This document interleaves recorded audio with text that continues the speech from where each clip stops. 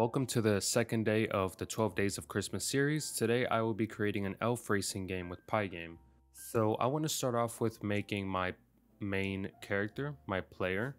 So I'm going to make a player file with a player class in it and call the class player elf. And we want to have position as a parameter.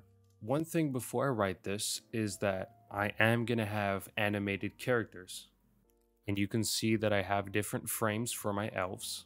I just want to make a file, and this will return me a list of surfaces from each of these frames that I can then iterate over, pretty much animate my character. From OS, import walk. So I'm going to make a function called import folder, and it needs a path in string form, and it's going to return a list of Pygame surfaces. So to make a surface list and then a for loop. So for, we don't got to worry about these two. Our image list in walk through our path. For image in our image list that was given to us through our walk function, I'm going to make a full path out of it. Image surf, Pygame image load.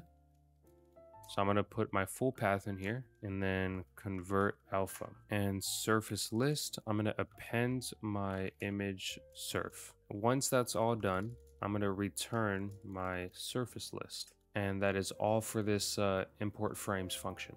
So in here, from support, import folder. And I'm going to make an attribute called frame list using import folder in my res folder and in my green elf folder. And the position is going to be a vector2 based on the position I put in. Self.current frame is going to be 0. Self.animation speed is going to be 50. And self.image, make it the current frame, just index 0. And the actual speed of my elf is going to start off at 0, and we're going to constantly increase it every time we press the spacebar. Friction, this is basically just how strong it's going to hold us back. So because we have moving objects, that means we are going to be using delta time. dt clock tick, and I do have to make a clock variable, Pygame time clock. Just like that, we can go back to our player, and we can just animate it for now. So pass in delta time. So self.current frame is going to be a result of adding our animation speed times our actual speed, because as we're speeding up, I want the animation to speed up as well. So it looks like we are running faster, and then multiply it by delta time so it's consistent between any frame rate. And if our current frame is greater than the length of our frame list, basically start off at 0 again. And our current image will be self.framelist. We can index through it, convert it to integer, or else we'll have some index errors.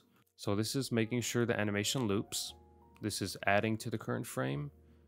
And this is indexing through our list using that current frame. So now if we draw this onto our screen as a parameter, screen blit, our current image at the designated position, from player, import player elf. I'm going to set my player to window width divided by 2, window height divided by 2, and down here, player dot draw onto my screen. If I run this, you can see my elf at the center of the screen. And we want to see some animation. So for now, I'm going to set the speed to 50. And then back here, player dot animates, pass in delta time. And now, okay, for my screen, let me move it down to 0.2 and you can see it moving slower now. All right, now it looks like it's actually running. We're going to set this back to 0 because we're going to have a method called run that'll increase our speed every time we press the spacebar. So I want to get our events and delta time. So for ev and events if the event type is Pygame key down and the key that is pressed is a spacebar, then add to the speed a 0.1. So if we keep pressing space, the speed is going to get increased by 0.1. We do want the friction to pull back on it so that we actually slow down if we don't press enough. So our self speed subtracts with our friction times delta time. And just to make sure that we don't go into the negatives, if our self.speed is less than 0, self.speed equals 0. And then we can adjust our x position based on our speed. We can have player.run, pass in events, and dt. Now we have our events here, so we gotta make it individual. So events was this. We can replace this like that. And now if we run it, you can see it starts out at 0, but once I start pressing the spacebar, starts moving and the animation starts getting faster.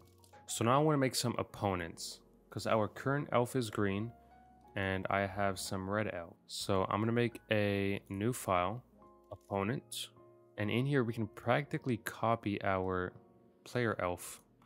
I can paste this here. Now there are a couple of changes that I have to make. So friction has to go, the speed has to be a parameter, and we need a group to put our opponent in because we're going to have to make duplicate opponents. Now instead of green, I want the red frames. And because we're going to be using groups, we want to inherit from Pygame sprite class. Super init, put a group in. So anim speed, it's a little different here. It has to be quite slow. So 0.05 is what I found worked best. And our speed is not going to be 0. It's going to be whatever we put in. Animate stays the same. And run goes from all this just to this little line down here times dt. And events can go. So now if I make an opponent group and then call my opponents, and then from opponent import my opponent class, I can now call it, put it in my opponent group. Let's make this position and then divide it by 4 and the speed 100. For op in opponent group, op.animate dt, op.run dt, op.draw with screen in it. So if I run this now, you can see our running opponents. How can I make a grid of a bunch of elves starting on the left side of the screen with my player in the center? So the way to write this is for I in range and window height divided by, or floor division by 100 to get 1 through 6. But I still want an accurate pixel representation, so I multiplied again by 100. So I basically just got myself a range from 1, 2, 3, 4, 5, and 600. So if I is equal to half of my window height, that's where I want my player to be. So I can just copy and paste this, and I want it to spawn at 0 and my height, which will be 600 divided by 2, so 300. And so it's 0, 300. Else, I want to spawn my opponent elf in my opponent group at 0i.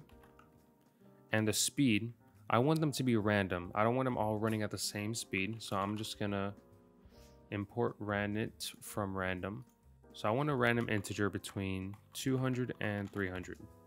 And I can delete all this now. We see a line of elves with me at the middle and 5 other ones running at different speeds beside me. So how do we tell if we won or lost? So first we need some text. So I'm going to import a font, Pygame font, system font, and we're going to get the Comic Sans font at the size 96 pt. And in here, we want a text equals a default announcement that we lost. I'm going to have font.render that says you lose with anti-aliasing and the color black. I'm going to change my background to light gray to mimic some snow. A finished boolean set to false by default. So where all of our player and opponent code go, we want to put that under an if statement that says if not finish, and we'll indent all of this in here. And then since the default is us losing, we want to say if opponent pause x is greater than our window width, then finish equals true.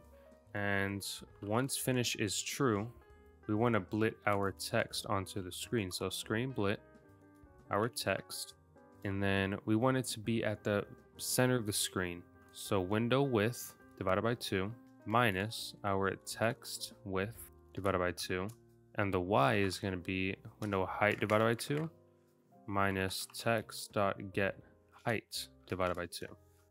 Now if I run this and I let them beat me, and I used height instead of width. Let me replace these real quick. Actually, this one stays height. All right, let's try this again. Cool.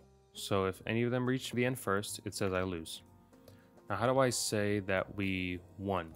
So here, if player position X is greater than our window width, we want finish to be set to true, and reassign our text with a font render that says you win with anti-aliasing and color black.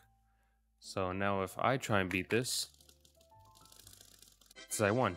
And that is everything for this little game. Thanks for watching, and I'll see you tomorrow on day 3.